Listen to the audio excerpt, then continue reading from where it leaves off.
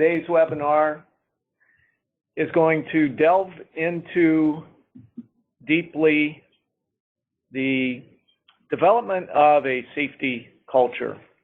We have two guest speakers with us today, or guest co-presenters. Denise Honsberger currently works as HR, a Human Resource and Workers' Compensation Administrator. She has 25 years of experience in safety and workers' comp. She has obtained a Certified Occupational Safety Specialist designation. We also have Joe Matthews, who is currently working as a safety manager. He also wears many hats.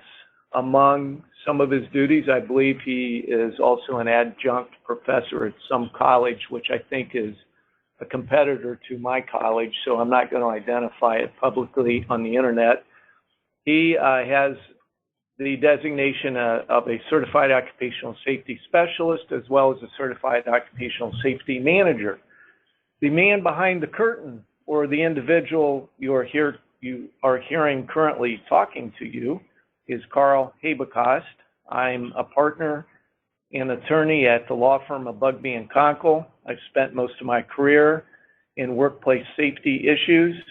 I have designation as Certified Occupational Safety Specialist and Certified Occupational Safety Manager, as well as recognition from the Ohio State Bar Association as a specialist in workers' compensation law. Today we're going to talk about developing a safety culture. Any reference that we make to workers' compensation will be somewhat secondary, and it will not be limited to Ohio, since I believe we may have attendees from different states. Well, speaking of safety, why should you care?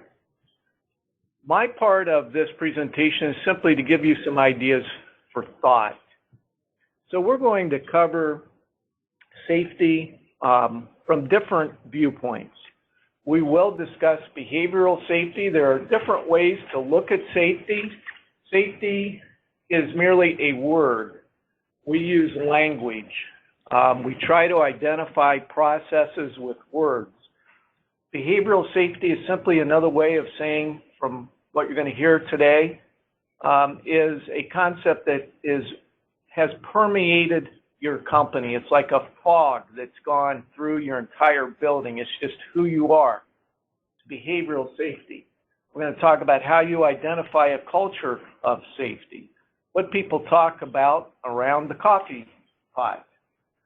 Then we will talk about some successful ways to apply the techniques that we have been discussing. You know, when we talk to people, we may mean one thing, but the words come out and cause a reaction contrary to what we mean. So we'll talk about some words and how they affect safety. Is it more important to your organization that you produce and put your employees at risk, or is it more important that you have safety ahead of production, or is it really all one in the same thing? We will also take a look at how you actually investigate incidents, and we will make a delineation between an incident and an accident. And then towards the end, we'll maybe have a bit of a group discussion. Is that right? And we're going to use our many years of expertise and use some examples and give you our ideas on how you would handle a situation. Well, I've been throwing around this word safety. What is safety? What do we mean by safety? Is safety just not getting injured? Does that mean you're doing a good job? Maybe you've just been lucky. Maybe nobody's cut their hand off yet. Or does safety mean that you're working in an environment with a low probability of an injury? You know what that means? That means that somebody has taken the time and cares about their employees enough to actually analyze the workplace, develop safety procedures. Hazards of injuries have been identified and dealt with. Do we mean by safety loss control? That means how do you cut your losses after an accident has already occurred? Does safety also mean you don't report the injury, you don't record the injury? Or does safety mean loss prevention? The company is committed enough, cares about their people as individuals who produce for an organization that is successful, so that they identify and correct safety hazards before an accident actually occurs. We will talk about some processes and procedures to effectuate that concept. Speaking of safety, a lot of you I know as attendees, and you're safety professionals. So let's just spend a few minutes to discuss what we mean by safety professionals. Wow, what a tough job. You know, safety professionals are people who are concerned with elimination or control of workplace hazards that result in injury, illnesses, and property damage. That sounds kind of highfalutin and nice, doesn't it? Safety professionals identify tasks and activities that are going to eliminate or prevent injuries. But yeah, you have to do that within a limited budget, if you even have a budget, with personnel or no personnel, with a minimum of time. Perhaps you're in an organization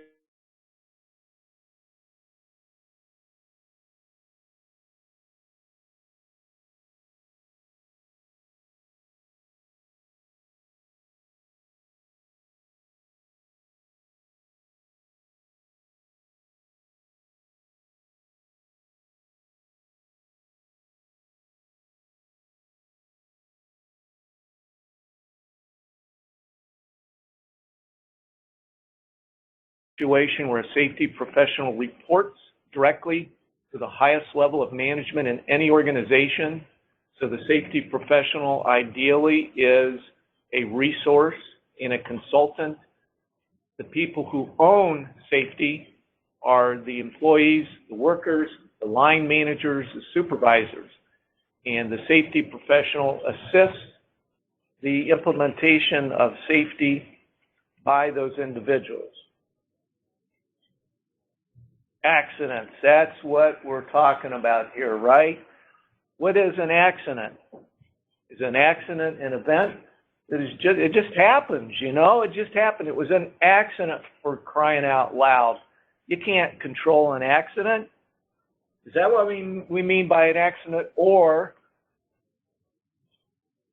do we mean that events nearly always precede an accident with unsafe acts in hazardous conditions? Now, if it's the second definition, then you can control an accident, because you can control unsafe acts and you can eliminate hazardous conditions.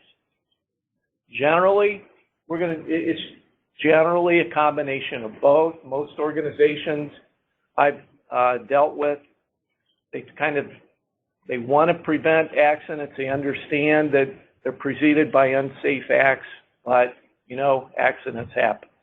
So let's talk about the cost of accidents. We'll look at it from the iceberg principle. Only 10% of the costs are visible. 90% of the costs are under the surface. But you know, the 90% under the surface sunk the Titanic. So these indirect costs can kill your profit margin. What do I mean by direct costs? Those are the obvious things. Somebody develops carpal tunnel syndrome because the ergonomic structure in doing this job was incorrect. So you have medical costs associated with carpal tunnel syndrome, surgery, hospital, diagnostic studies, specifically an EMG and CD study, which is expensive. You have compensation. I don't know that there would be property damage in that instance, but there might be. Those are direct costs. What do? This person can't work. They've lost time from work. They're maybe a very experienced employee, and they were very productive. Now they're not there working. You have coworkers saying, we told the company that job procedure wasn't good, somebody was going to get hurt on it, nothing changed. So you have belly aching by coworkers talking about the incident, and you have the cost of training a coworker, which people in our firm talk about all the time.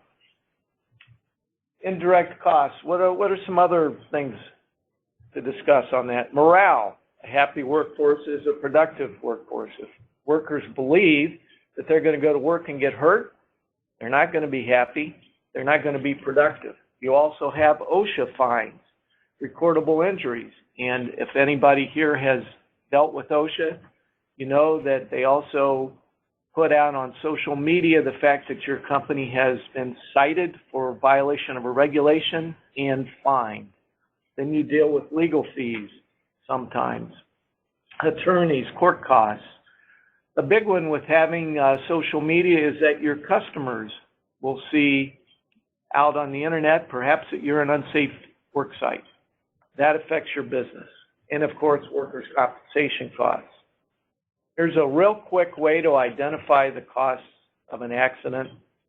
There are multiple ways to come up with the total cost of an accident, both fixed costs, direct costs and indirect costs. There's an average cost way to do it. That means the average cost of a carpal tunnel surgery along with the average days somebody misses from work as a result of that kind of injury. There's also a fixed multiplier that insurance companies will oftentimes use. The one that OSHA uses is what's known as a sliding ratio, and that changes depending on the total costs involved in the accident along with the type of accident. In Ohio, workers' compensation state-funded employers will experience this with what we call reserves. It's the very same process. So let's just give you an example. Somebody loses a thumb, direct costs are almost $80,000. The multiplier in this case, according to OSHA, would be 1.1. That yields indirect costs of $85,794 for total costs of $163,789. Now, if your company operates on a 3% profit margin, which generally is pretty good for manufacturing in these times, that means just to cover the indirect costs, the company has to increase sales by $2,859,816. To cover both the direct costs and the indirect costs, the company has to increase sales just for this one injury of $5,459,633. One last point I want to make after hitting you with that is that I used to be an adjudicator. Actually, I was a hearing officer at the Industrial Commission of Ohio, and I would just like to make one final comment, and that is, if your company truly has a good safety culture, it is obvious. You see it immediately when the parties come to the hearing table. Safety culture shows, testimony by the parties, the words come out, or the injured worker will say, production over safety. We didn't have time to do lockout, tagout. We had to get this part out. Profit over people. And I'll close with this. The mission of the company must align with safety. And you will hear that over and over throughout the remainder of our webinar today. Well, enough from the man behind the curtain, Carl Habekost. Let's listen to what Joe Matthews may have to bring to the table. I think he's going to identify more what we mean by behavioral safety. Joe? Thank you, Carl. So behavioral safety and a culture of safety. What are our employees really hearing us say? So let's take a look at traditional behavioral safety, some definitions and descriptions to set the groundwork, the framework from where we will advance. Effective behavior safety systems harness the engagement of employees in identifying barriers to safety behavior and reinforcing safe behavior. That's from the Zero Index. Excellent book, a short read, easy read. I do recommend it. If you get an opportunity to get your hands on that book, you can get it on Amazon. The Certified Occupational Safety Specialist Student Workbook says the use of applied behavior analysis techniques to achieve continuous improvement in safety performance. So two key words they talk to there, one being engagement, the other continuous improvement, and they are powerful words. So Gallup defines engaged employees as those who are involved in, enthusiastic about, and committed to their work and workplace. Through Gallup daily tracking, Gallup categorizes workers as engaged based on their responses to key workplace elements it is found to predict important organizational performance outcomes. And a continual improvement process, often called continuous improvement or CI, is an ongoing effort to improve products, services, or processes. These efforts can seek incremental improvement over time or breakthrough improvement all at once. So traditional behavioral-based safety, is it a program or a process? I would challenge you that it is a process. And we have a couple quotes here. A common distinction is to view behavioral safety as a process rather than a program. This is not to belittle or diminish the importance of programs. Rather, a process approach provides certain desirable benefits.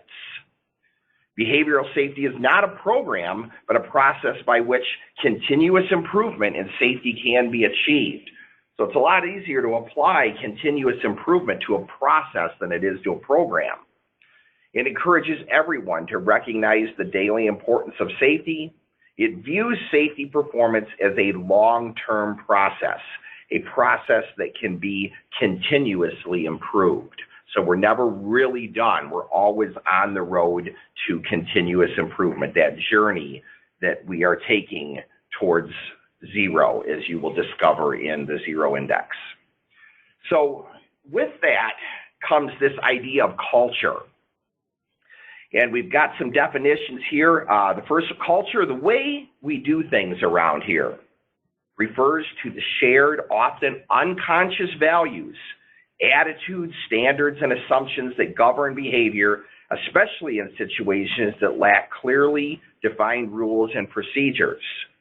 Or the things people do and say, as well as the reasons why they do them and say them. Organizational cultures develop over time and consist of traditions, beliefs, values, and the way in which things are done.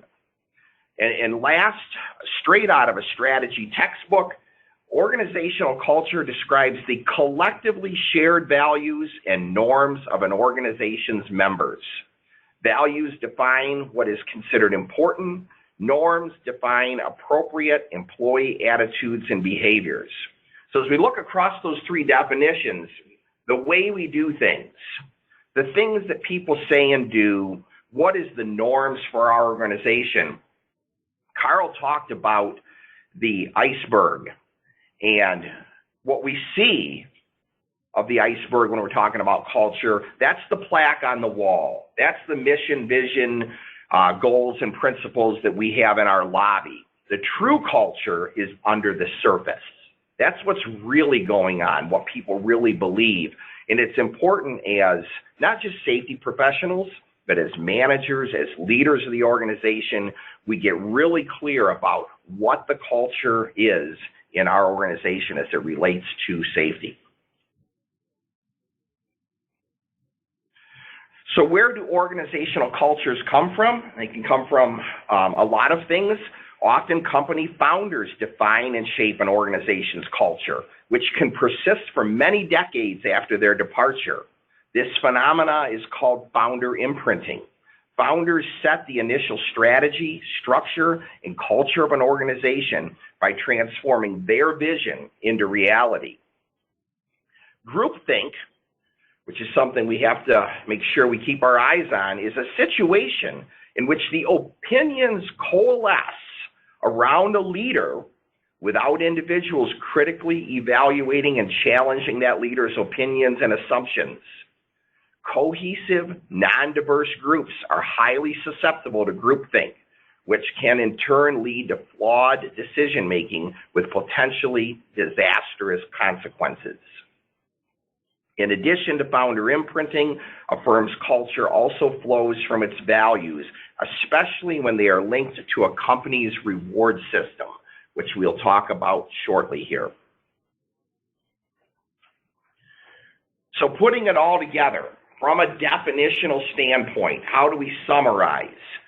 Traditional behavioral safety involves the engagement of employees and continuous improvement in safety processes, not programs.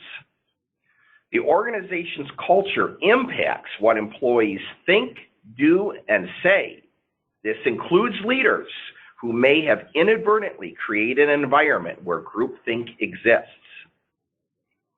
And finally, founder imprinting can persist beyond the founder's tenure and may become apparent during mergers and acquisitions as the organizational cultures crash and the influence of founders clash. So with all that, as supervisors and managers, what we say does matter. How often do we emphasize the need to get the work out? How often do we emphasize the need to increase efficiencies, reduce scrap, increase throughput? Hey guys, this order must ship tonight. Let's see what we can do to get it done and get it out of here. We have to get our scrap rates down. Let's get creative and explore some possibilities to get this done. Or do whatever it takes to get the job done. So the outcome and the reward, what do we say the next day when our employees accomplish what we have asked them to do in the previous slide? Does it sound like this? Great job. Nicely done. Way to go. People respond to that which they have been recognized and rewarded. What are we recognizing and rewarding in our organizations? As leaders, we have the responsibility to understand how we communicate could be interpreted. Perhaps we never meant get it done no matter the cost. We never intended for our employees to perform an unsafe act, but we know it does happen. So shortcuts to the shortcake. We all want the sweetness of that pat on the back. Skip lockout, tagout. It'll just take a second, and when I lock out, it takes 30 minutes to warm back up. Boss said this job must go tonight. No time to waste. Fix it on the fly. I know a little trick I can do to make this adjustment inside the guard while the machine is running. The boss said we've got to get this job out tonight. Don't shut down. I'll just reach in real quick, and we'll keep running with no downtime or scrap from restarting. Boss said, we've got to do better. Hurry, the truck is here. No need to wrap the load. Grab it off the line, drive quickly, and get it on the LTL truck before it leaves the dock. Hey, I wonder if the semi-truck's wheels are chocked. No worries. This will just take a minute anyway. No time for a seatbelt either. Man, the boss is going to be happy with us tomorrow. Ouch. So safety as one leg of a three-legged stool. And as a longtime production manager, I won't sit here on this webinar and make the statement that safety is number one. What I will say, it is one leg of a three-legged stool. Managers and supervisors must clearly understand that safety, quality, and efficiency are each a leg of the three-legged stool. If one leg of the stool is overlooked or ignored, the results may not be just disappointing, but disastrous. So high efficiency plus poor quality, we all know that's not acceptable. How about high efficiency and poor safety? Also not acceptable. How about high quality, high safety, poor efficiency? Also not acceptable. We won't be in business very long. Seems simple enough, but is it? What are you recognizing and rewarding? So safety. Did you say it? Did you mean it? How many times each day or each week do we compliment or congratulate our employees on a job well done, recognizing only productivity or quality? We never meant to have them perform an unsafe act. We might even defend ourselves by saying, I never meant for them to do that unsafely. They know safety is important. We talk about safety every week. Why did this happen? And we look to quickly fix the blame. Here's the challenge for you. Track the number of times you recognize and reward various activities for your organization. Remember, a pat on the back or a handshake is a reward. It releases that good feeling in our brain we all crave as humans. How does safety rate? What is the percentage? Senior leaders also have to recognize how what they ask for and how they ask for it elicits a response and action on the part of the manager and supervisor. Just a little bit of data for you here. 36% of workers in 14 industries surveyed by the National Safety Council feel their employers prioritize production. So postings, bulletin boards, and newsletters are not enough. W. Edwards Deming was credited with the quote, eliminate slogans, exhortations, and targets for the workplace. Slogans and mottos like think safety, improve safety, and safety is number one are ineffective and not helpful to the employee. Employees need to know how they are able to accomplish these generalized statements. Slogans and sayings like safety first are not realistic or practical. Safety must be woven into the very fabric of the organization, that is, the very culture of the organization. So safety is SMART. Specific, measurable, attainable, and agreed upon, realistic, timely, and trackable. So I leave you with this. The right job done at the right time in the most efficient and safe manner, complying with recognized standards, and meeting the customer's quality expectations. Thank you very much, Joe. I appreciate that. Despite the fact you may teach at the enemy school. Denise, Honsberger, will you take us home and give us some tips on how to implement a culture of safety after you kind of go through your view of what behavioral safety is? So I'm going to kind of try to tie together why we want to build a safety culture and how behavioral-based safety can be applied to your company. Behavioral-based safety models should focus on continuous improvement. We've kind of all talked about that. Many safety programs fail because they rely too much on those antecedents or what happens before the behavior. You can't just focus on the unsafe act or the hazardous condition. There are many different models out there, and it's really important to find an option that works best for your company, your goals, or your workforce. In addition to your safety program, you need to foster that culture of safety we've been talking about. You need to be sure safety is seen, heard, and felt by your leadership and your labor every day. So what makes a good behavioral-based safety program work for you? It needs to define those critical problem behaviors at every level of your organization from top to bottom. It also needs to ensure that every person clearly defines those acceptable behaviors. It needs to identify and measure behaviors and provide for follow-up. And include a system for effective continuous improvement. We've been talking about that. And include consequences and rewards. There are important keys to building that culture of safety. First, there must be trust between your management and labor. Safety can't be compromised for production or convenience. Joe mentioned this when he talked about his three-legged stool. You need strong leadership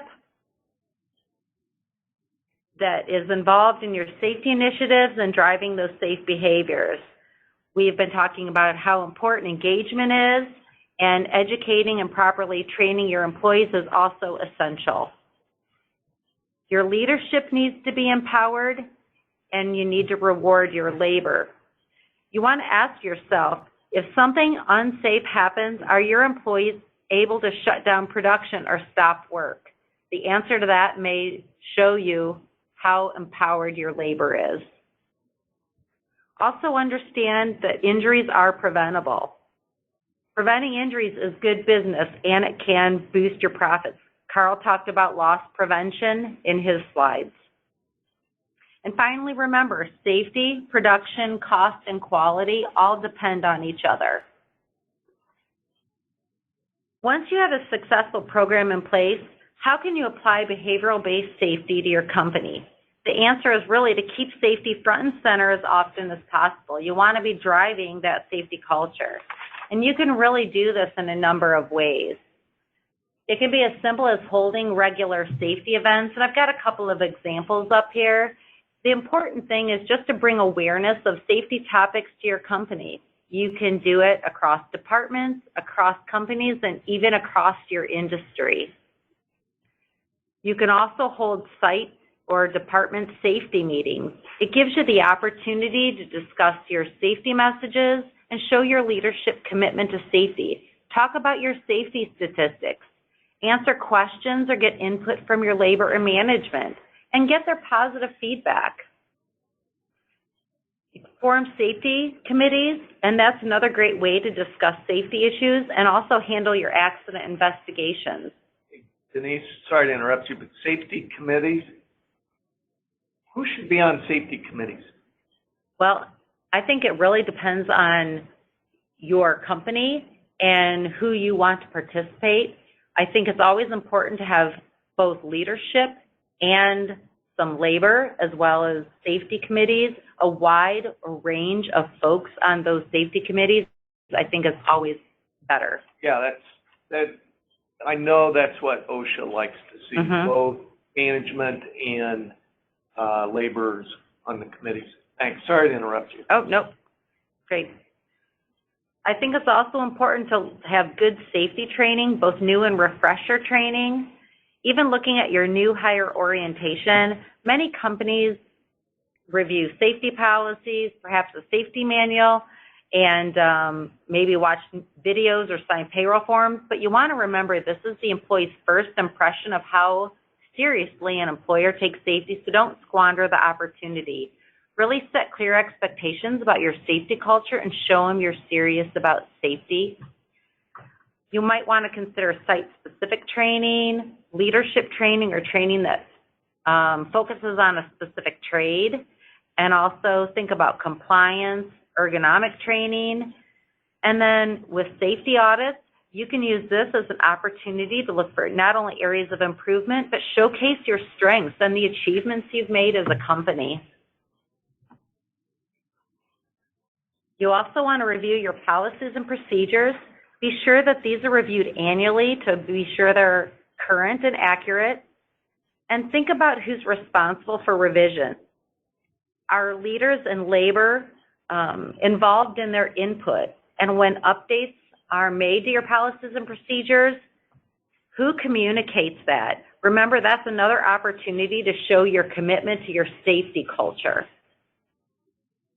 And finally, think about those non-safety departments that you have in your company. Do you have an occupational health, human resources, or employee health departments that you can incorporate into your culture of safety? You might be able to incorporate a health and wellness program. So, for example, you might have a stretching or exercise program on site, and you could incorporate that. Not only would that help your employees be more physically fit to meet the demands of their job, but that could help reduce the risk for injuries and improve engagement. So just some really good things to think about.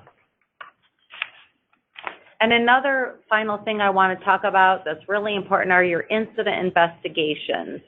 Carl mentioned the severity of an injury can affect the cost of a workers' compensation claim, but so can investigating an injury, and it can affect the cost of your workers' compensation program in general. You know, he talked about that affecting your premiums, the cost of the claims, and that's absolutely true. You know, the goal of any incident investigation should not be to find fault, but to identify those root causes and control those types of things. All injuries are preventable, but you don't want to just look at the incidents that resulted in medical care. You want to look at your near misses and how do you keep similar incidents from happening again. So do you I'm sorry, Denise, I seem to be interrupting you today, but you're covering good material. So you recommend, based on your background and experience, that companies encourage the reporting of near misses? And if they do, is there some kind of process you would recommend whereby they're rewarded for that? As Joe talked, you know, what the company values they reward. I don't know that I would encourage reporting near misses. I don't know that I would reward it, but I would definitely encourage rewarding near misses. I think it's a great opportunity to look for prevention. I don't know how you think about that. I think it's a good for tracking and trending purposes to look for how you can identify situations that could cause similar incidents to occur, whether it's in a job site or a department, or unsafe conditions that could occur again. Sure, unsafe behavior behaviors, or correct. A hazardous condition. I've seen a lot of times when we've had an incident perhaps occur, they say, oh, well, so-and-so had that thing happen last week and the supervisor knew about it and didn't do anything. So as you investigate, you may find that the exact same scenario happened before and somebody knew about it and something wasn't done. Right. And what we do,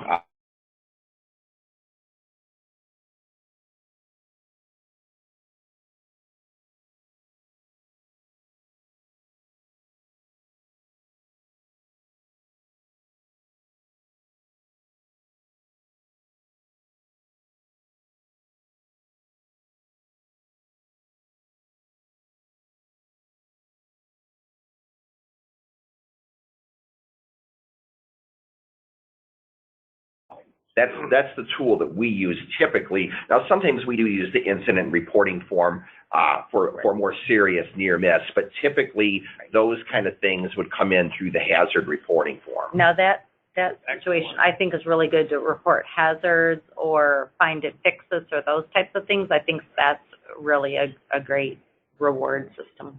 Great. So again, you want to look beyond what happened and really go back to the why it happened, and keep asking those why questions to identify the root causes and the contributing factors so that you're looking toward the prevention of those incidents, because it really does save lives and it can save money.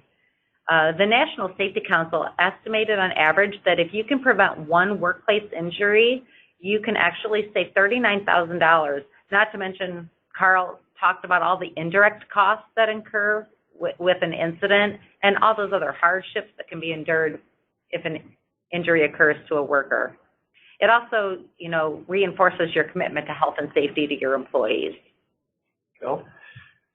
So Denise, I really like how you put the word why up there more than once. And one thing that I always say is if you're doing your incident investigation and you end up at a who, you're not at the right spot. So asking why to get to root cause is really important. Getting to a who is the blame game. If you get to a who, I suggest you look further and ask why again. Right. Right. Any incident investigation needs to focus on finding the root cause and not playing the blame game. You know, if you have a formalized incident report or accident investigation process, it's really going to help ensure that everything's done correctly and consistently every single time. That's really going to help, I think. Having formal, consistent forms to help you investigate and asking good questions. If you have required documents each time, do you ask for photos? Do you ask for invoices? And then being sure your forms are signed and dated. Those types of things are going to help with your consistent process. And like we've talked about, that process is really important. So I've got an example of a basic incident report we're going to kind of use to discuss today for an example. This is just a basic incident report from the OSHA website that we're going to review. I can't read it. And so in this investigation here, or in this incident, we've got Bill Jones, who is an assembly worker, who reported that he was walking up aisle B to a break area with Mike, and someone yelled for him to stop. They were moving a load overhead to a press. When asked what could have been done to prevent this injury or near miss, he should have paid attention overhead for loads when he goes to break and walking in the aisles. So he wasn't hurt, so this is a near miss. So I guess I'm going to ask Carl and Joe, if this report came to you, where would you start with your investigation?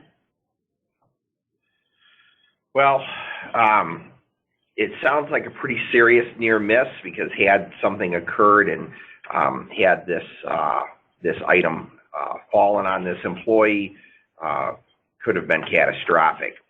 So we want to find out who else witnessed it. We would ask those questions, possibly have them fill out a witness statement, or we might fill one out. Talk to supervisors about, is this typical of what happens? Is this a typical issue that we run into? And maybe look a little bit, do we have systems in place that should have prevented this? I'm a little concerned with what could be done where it says pay attention. And I've seen that before, where we say the associate needs to pay more attention where they're walking. The associate needs to pay more attention to what's overhead. Those are not good solutions. People are busy. We don't tend to look up or look down as we're walking. It's not something we do. And often this is how injuries occur. No, I don't have anything else to add, Joe. I would just wonder if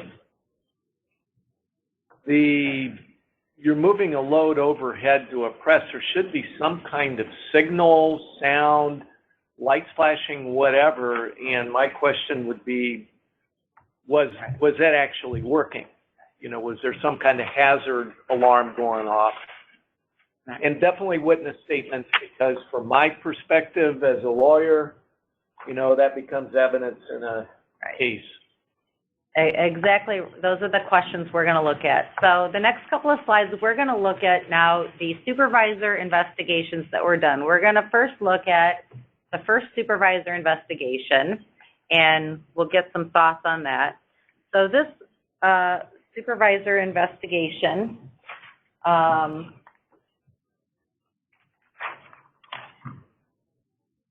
was completed by Jack Johnson here.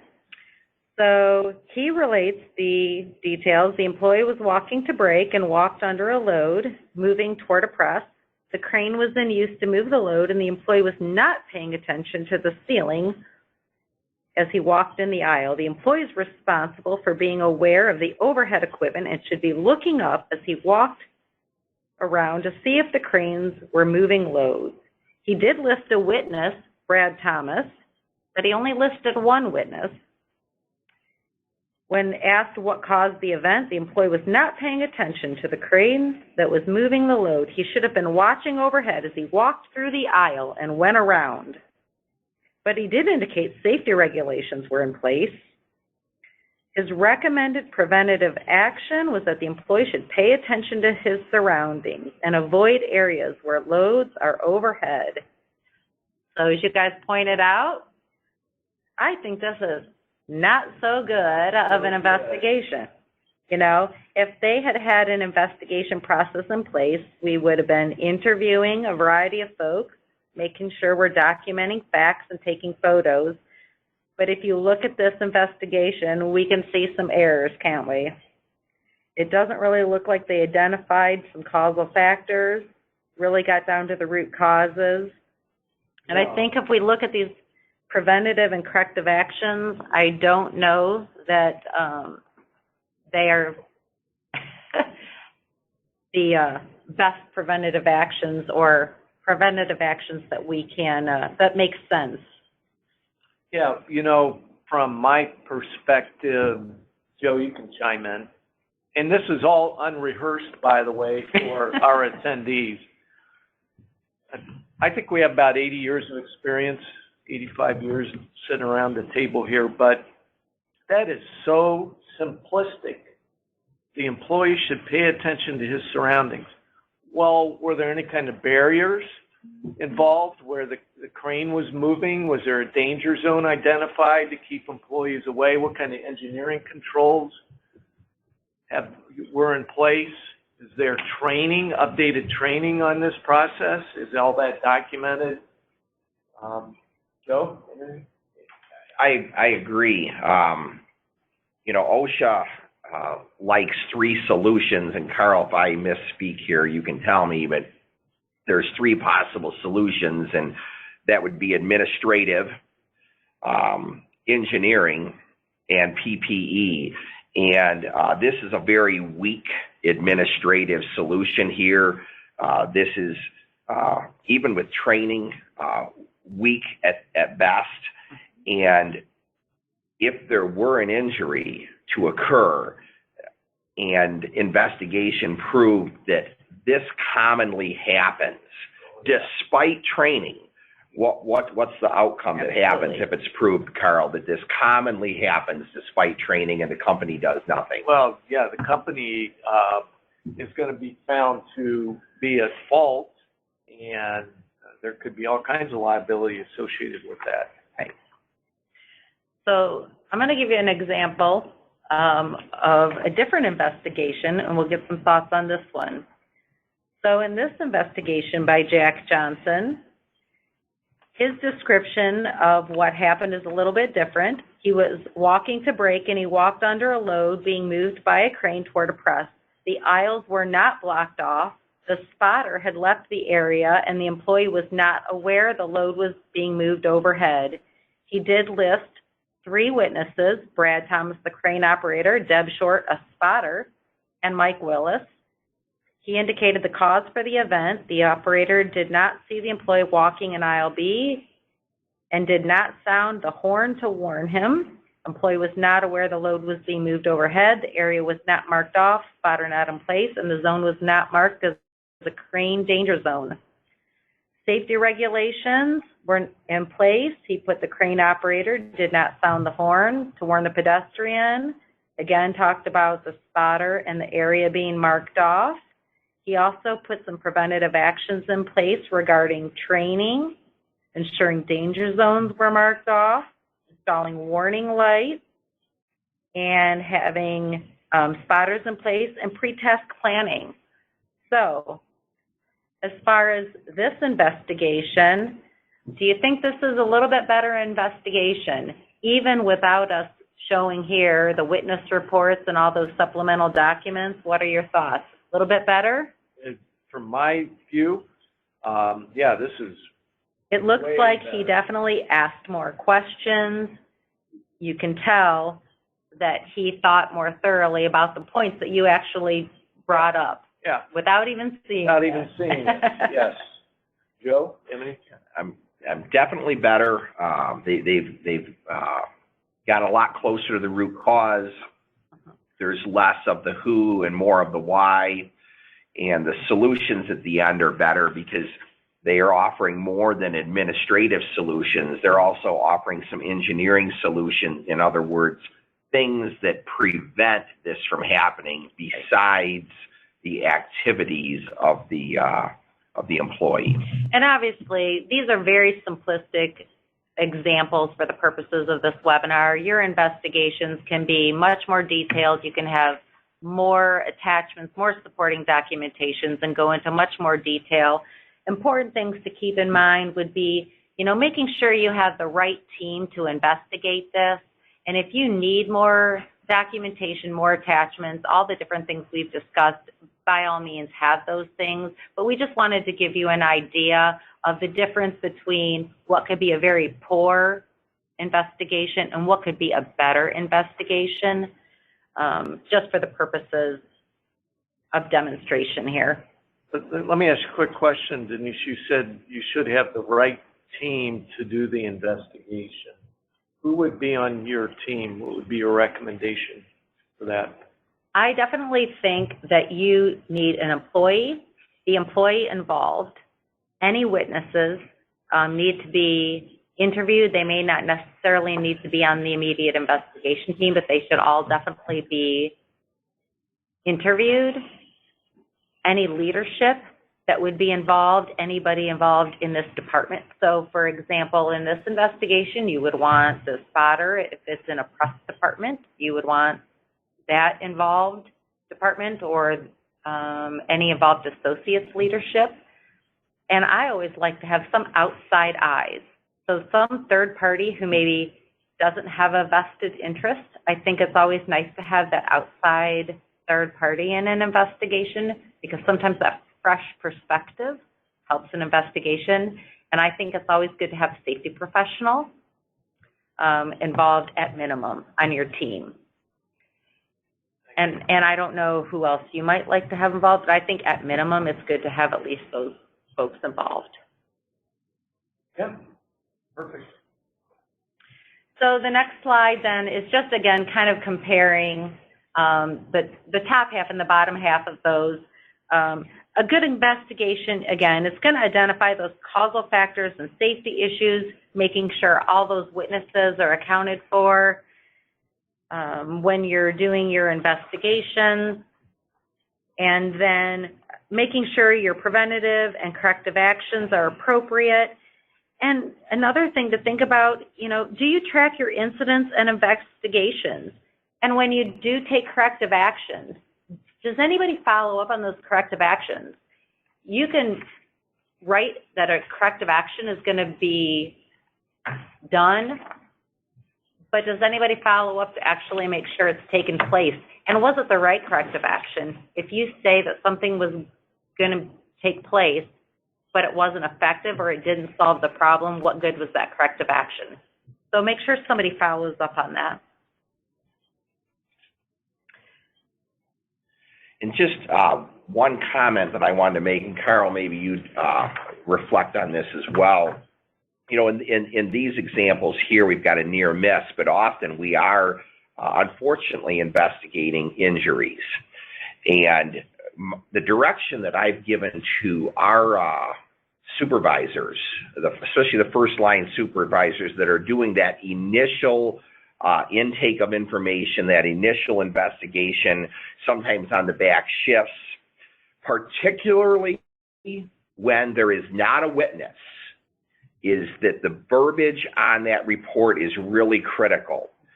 So the supervisor or whoever's filling out that initial report should not validate the injury. You want to say things like alleged. And if you really hate the word alleged, use a word like reported, indicated, told me, things like that. This is what the associate reported. This is what, and you can use the word alleged, although sometimes people get a little squeamish with that. But what you're doing is you are reporting what you were told. If you put that it happened and it's on a document, at some point, that document could end up somewhere where it becomes valid proof that this did in fact occur because your supervisor said it did right here in writing and signed it. Mm-hmm. Absolutely. Right. Absolutely. You see it all the time. Yes, we sure do. Yes. And if I could just jump in, we've got about 5 minutes or so, but that is critical, the training that the company should be doing on incident and accident investigation. It's critical, and it should be regular intervals to have the training to refresh people on how they should be completing the documentation. Because the documentation can make or break a company in a lawsuit.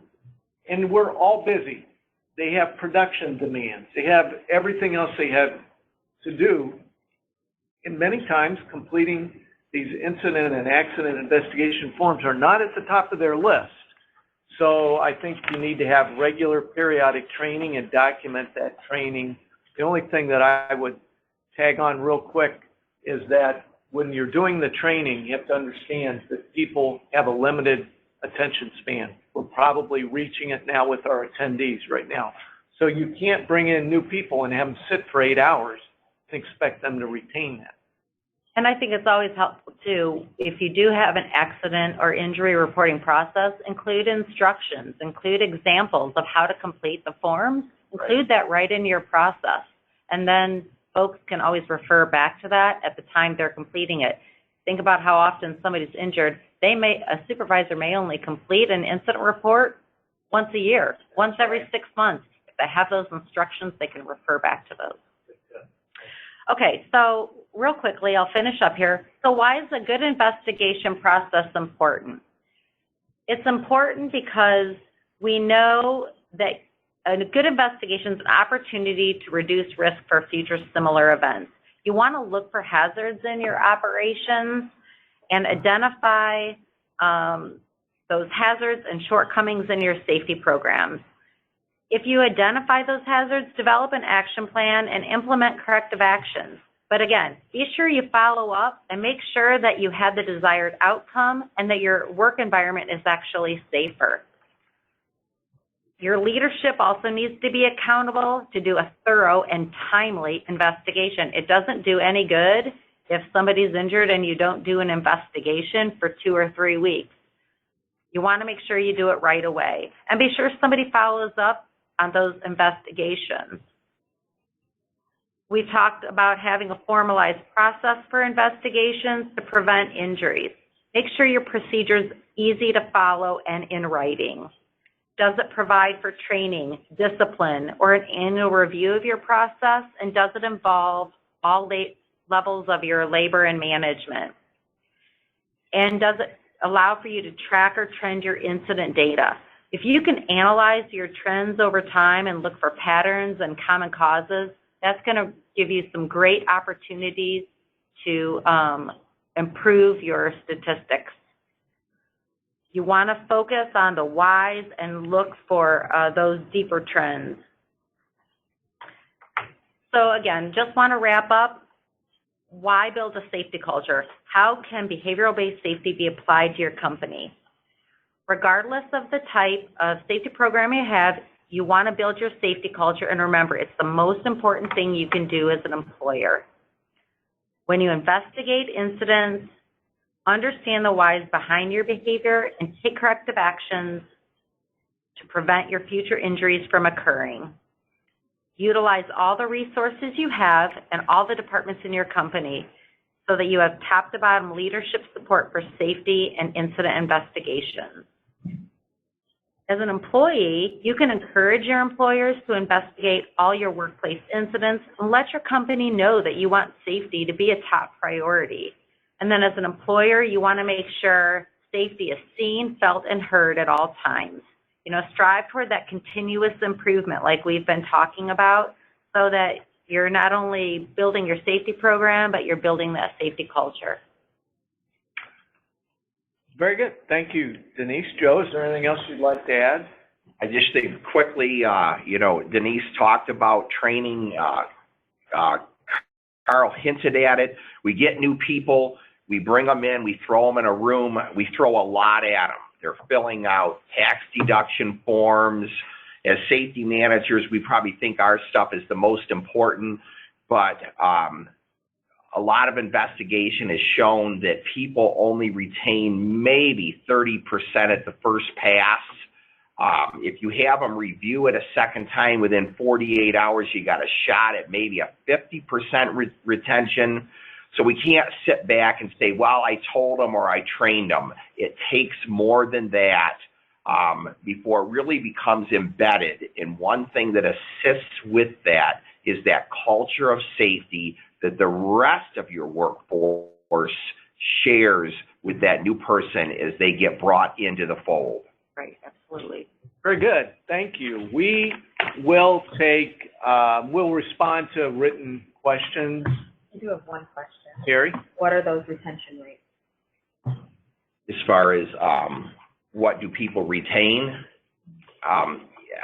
The numbers I threw out there were things that I was pulling from memory as far as what people can remember in training, but you can find that by Googling it online, and you'll probably be shocked. You'll say, you mean they're only going to remember that much of what I taught them?